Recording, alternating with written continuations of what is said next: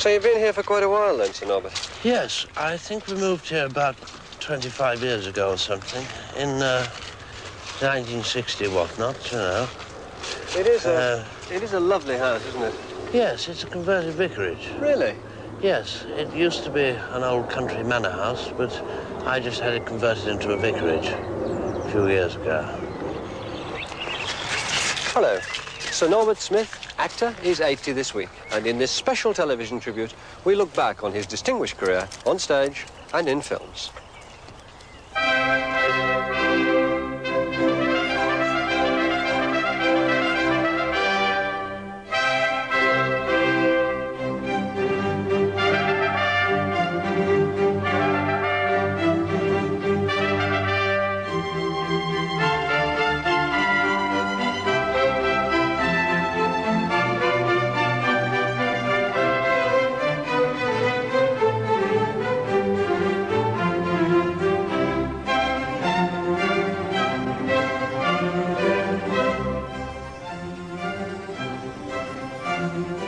Sir Norbert was born in 1909 in this South London house. In this room, the drawing room. About here, where this cup of tea is. Although in 1909, this cup of tea probably wasn't here. His father was a man. And his mother, a woman. But not all his life is as well documented as this. Several of his old school friends at the time have some very amusing anecdotes about him. After school, most evenings, he would take himself down to the Peckham Empire, where he fell in love with the music hall. Yes, Mr. Wilkinson and his amazing dog act. That was one of my favorites. I saw that a lot. Do you know, he used to have a different dog on stage with him every night. Now, come on, Grover. What are you going to do for us? Good boy, River!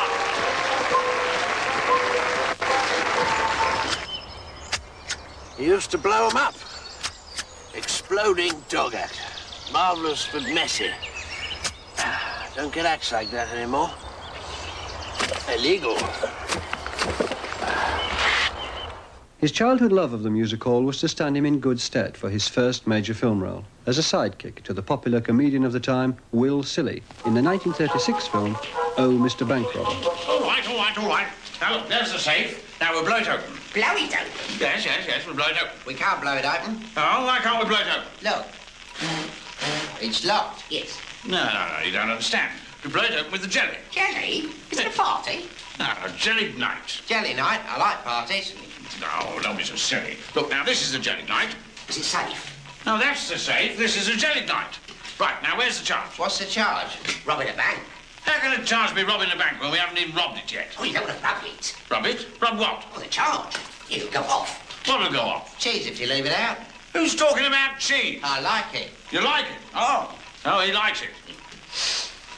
You like what? Jelly. Oh, look, here's the charge.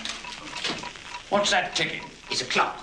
Oh, I know it's a clock. What's it doing? Well, it's ticking. Oh, I know it's ticking. What's it doing on the charge? I put a time fuse on it. You put a time fuse on it? I timed it to go off exactly 1 hour after I left the house. But when did you leave the house? 20 minutes after I got up. Oh, what time did you get up? Well, 6 hours after I went to bed. But when did you go to bed? After I had my cocoa. Oh, when did you have your cocoa? After the milk was bought. But when did you boil the milk? Well, I was listening to the wireless. Well, what was on? I just told you, the wireless. But when did you listen to the wireless? After I left the pub. Well, what time did you leave the pub? Oh, closing time, of course. Hang on, I got it. You come home, you boiled your milk, you had your cocoa, you listened to the wireless, you went to bed, you got up, you went again, come here. The dynamite should go off in exactly...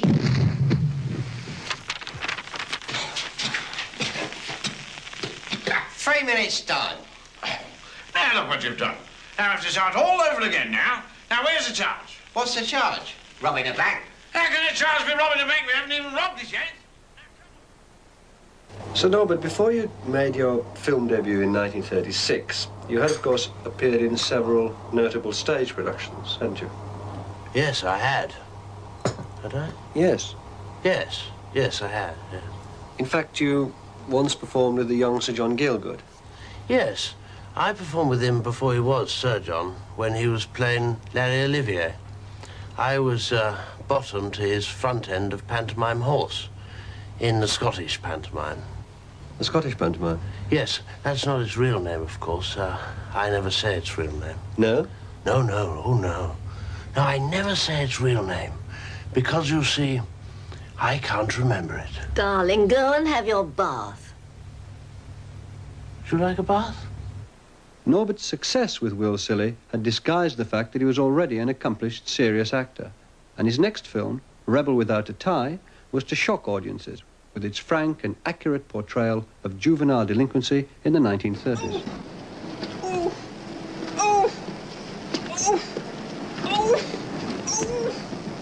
Why, hello, Barney, mate.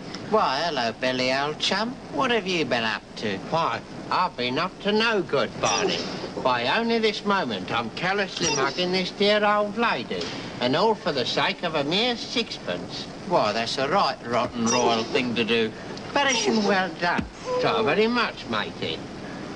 Come on, ducks, up it.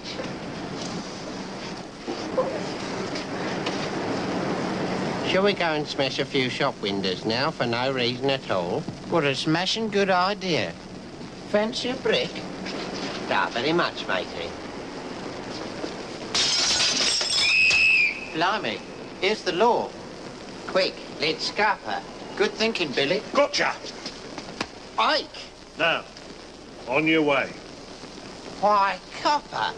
Up until now, I read in for a life of crime, what with having irresponsible parents and never not having done a decent day's work in my entire life, nor I ain't not nor nothing. But now you've given me that firm but friendly clip round the lug-hole, I'm a completely reformed character. I realise I done wrong, and why, I bitterly regrets it. And I intend to repay my debt to society immediately by scampering off and finding work. Aye, it may be poorly paid, but at least it'll be honest. Ta-ta, copper. Ta-ta, sonny.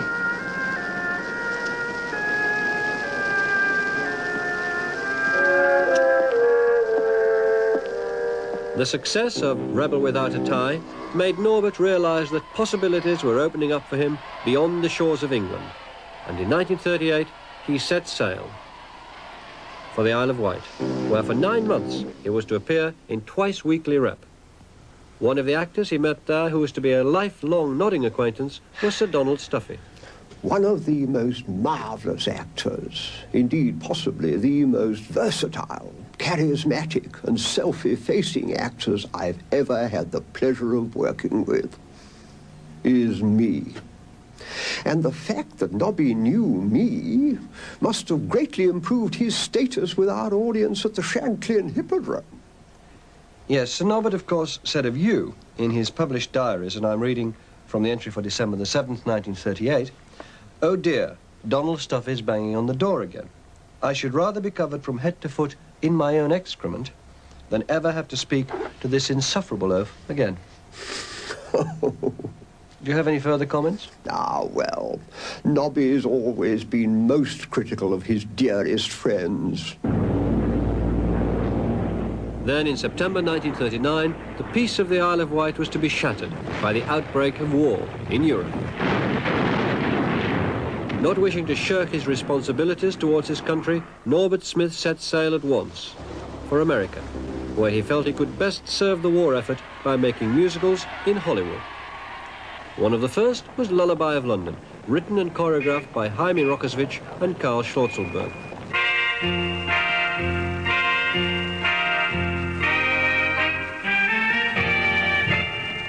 London, London, I'm singing your song because London's the town where I belong. I'm eating blueberry flapjacks that tell me I'm backjacking old London, London town. There's the Tower of London where the President of England chopped off the heads of his wives. And Buckingham Palace on old Trafalgar Square where the bluebirds gladly land in your hair. And then there's Camden Town, where the dames all frown when the yellow cabs pass them right by. It's just a $1 bus ride to Bermondsey Dockside. Give me that little red bus, man. In old London, ding dong, ding dong, ding dong, ding dong. Yes, There's a Wild West of West Drayton where my uncle got eaten by a quacker doll that came out of the swamp. There'll be buffalo roaming just outside of the dome in old London. Good old London. Good old London town. The one that I call London town. Paradise. Good old London town. Going good old London town. Then in 1941, America entered the war, and Sir Norbert decided to return to Britain and was invited by the government to front a series of important propaganda films.